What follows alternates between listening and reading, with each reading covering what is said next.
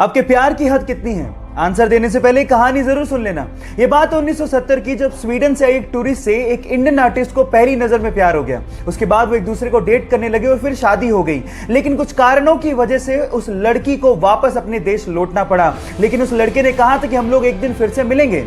इतने पैसे नहीं थे कि वो लड़का फ्लाइट ले सकता, इसलिए साल भर बाद उसने अपना सब कुछ बेच के 60 रुपए में एक साइकिल खरीदी और 500 रुपए लेके दीवाना निकल पड़ा दिल्ली से अपने प्यार से मिलने। और 4 महीने की मशक्कत के बाद, कोई टेक्नोलॉजी ना होने के बावजूद भी वो स्वीडन पहुंच गया। इतना शिद्दत वाला प्यार देखकर लड़की के माँ बाप ने लड़के और लड़की की फिर से स्वीडन में शादी करवा दी। है ना जुनूनी बात? Albert Einstein, the great scientist, जब वो जिंदा थे ना, तो उनके खिलाफ एक बुक छापी गई जिसका नाम था 100 ऑथर्स अगेंस्ट आइंस्टाइन।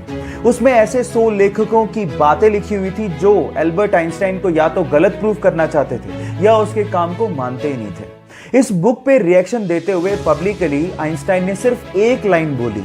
उन्होंने कहा, if I were wrong one would have been enough. अगर मैं गलत होता या मेरा काम गलत होता तो एक इंसान उसको गलत प्रूफ करने के लिए काफी था।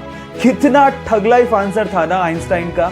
ये फैक्ट सुन के आपको कैसा लगा? ये सच्ची घटना है गुजरात के वडोदरा के अंतोली गांव की, जहां पर एक किसान एक गाय को लेके आया और उसने उस गाय को अपने घर में बांध दिया।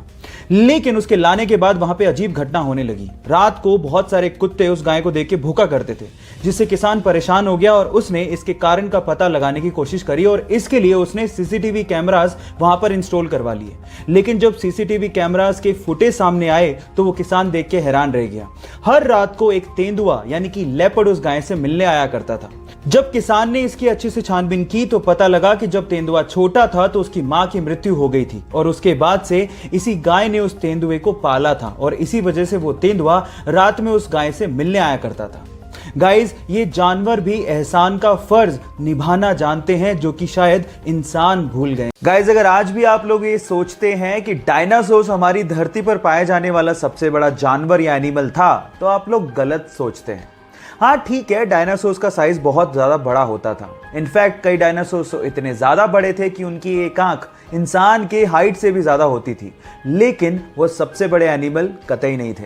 हमारी धरती पर एग्जिस्ट करने वाला सबसे बड़ा एनिमल आज भी एग्जिस्ट करता है, लेकिन वो जमीन पे नहीं है, वो है समंदर के अंदर और उसका नाम है ब्लू व्हेल।